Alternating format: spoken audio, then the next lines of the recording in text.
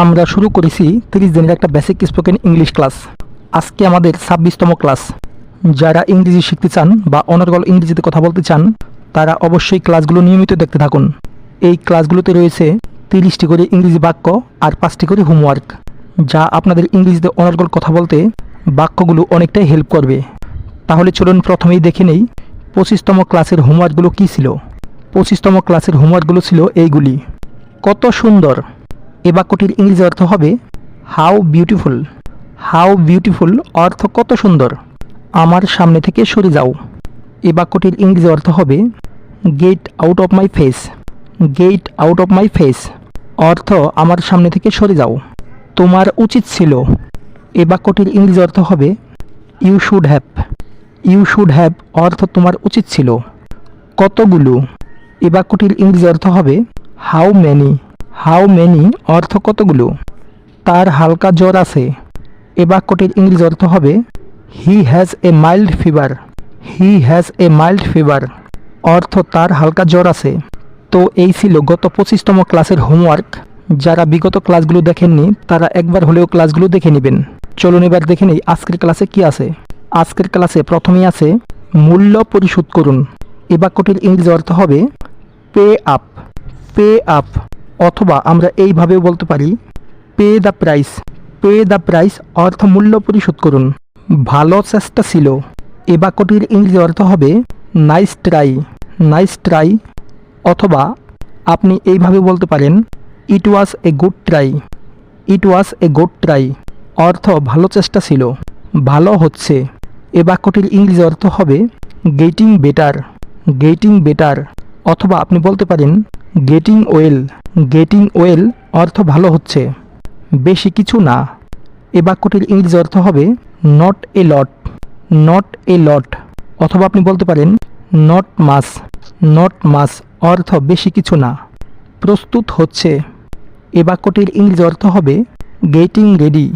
Getting ready অথবা আপনি বলতে পারেন বিং প্রিপেয়ার্ড। বিং প্রিপেয়ার্ড অর্থ প্রস্তুত হচ্ছে। সম্পূর্ণ একমত অথবা পুরোপুরি একমত এ বাক্যটির ইংরেজি অর্থ হবে টোটালি অ্যাগ্রি। টোটালি অ্যাগ্রি অথবা আপনি বলতে পারেন কমপ্লিটলি অ্যাগ্রি। কমপ্লিটলি অ্যাগ্রি অর্থ সম্পূর্ণ একমত বা পুরোপুরি একমত। অনেক দূরে এ বাক্যটির ইংরেজি অর্থ হবে so far away. So far away অথবা আপনি বলতে পারেন too far away. Too far away অর্থ অনেক দূরে। কি সর্বনাশ এ বাক্যটির ইংরেজি অর্থ হবে what a disaster. What a disaster অর্থ কি সর্বনাশ। এটা যাই হোক না কেন এ বাক্যটির ইংরেজি অর্থ হবে what ever it is. What ever it is অর্থ এটা যাই হোক না কেন। কি ভাগ্য এ বাক্যটির ইংরেজি অর্থ হবে what a lakh. What a lakh অর্থ কি ভাগ্য। আর কোনো কিন্তু নয় এ বাক্যটির ইংরেজি অর্থ হবে নো মোর বাটস। নো মোর বাটস অর্থ আর কোনো কিন্তু নয়।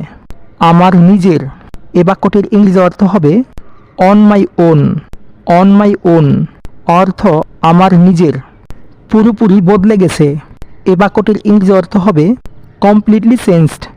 কমপ্লিটলি চেঞ্জড অথবা আপনি বলতে পারেন টোটালি চেঞ্জড। টোটালি চেঞ্জড অর্থ পুরোপুরি বদলে গেছে। একটি ভালো কাজ করো এ বাক্যটির ইংরেজি অর্থ হবে do a good job. Do a good job অথবা আপনি বলতে পারেন cut the mustard. Cut the mustard অর্থ একটি ভালো কাজ করো। এটা পরিচিত মনে হচ্ছে এ বাক্যটির ইংরেজি অর্থ হবে it looks familiar. It looks familiar অথবা আপনি এইভাবে বলতে পারেন it sounds familiar. It sounds familiar অর্থ এটা পরিচিত মনে হচ্ছে। তোমাকে এটি করতেই হবে এ বাক্যটির ইংরেজি অর্থ হবে you have to do it. You have to do it অথবা আপনি বলতে পারেন you must do it. You must do it অর্থ তোমাকে এটি করতেই হবে। কোনো ধারণা নেই এ বাক্যটির ইংরেজি অর্থ হবে নো আইডিয়া। নো আইডিয়া অথবা আপনি বলতে পারেন নো ক্লু। নো ক্লু অর্থ কোনো ধারণা নেই। আমি তোমাকে বুঝি এ বাক্যটির ইংরেজি অর্থ হবে I understand you. I understand you অথবা আপনি বলতে পারেন I feel you. I feel you অর্থ আমি তোমাকে বুঝি।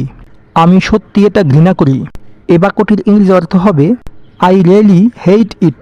I really hate it. অথবা আপনি বলতে পারেন it really makes me angry. It really makes me angry. অর্থ আমি সত্যি এটা ঘৃণা করি, আমারই ভুল। এ বাক্যটির ইংরেজি অর্থ হবে মাই মিস্টেক। My mistake. অথবা আপনি বলতে পারেন মাই ব্যাড। অথবা বলতে পারেন মাই ফল্ট। অর্থ আমারই ভুল, আমি ঠিক আছি। এ বাক্যটির ইংরেজি অর্থ হবে I am just okay. I am just okay. অথবা আপনি বলতে পারেন কান্ট কমপ্লেইন। কান্ট কমপ্লেইন মানে কোনো অভিযোগ নেই অথবা আমি ঠিক আছি, এটা ছোটো করে দাও। এ বাক্যটির ইংরেজি অর্থ হবে কাট it short. Cut it short. অথবা আপনি বলতে পারেন শর্টেন ইট। শর্টেন ইট। অর্থ এটা ছোটো করে দাও, চলো দেখা করি।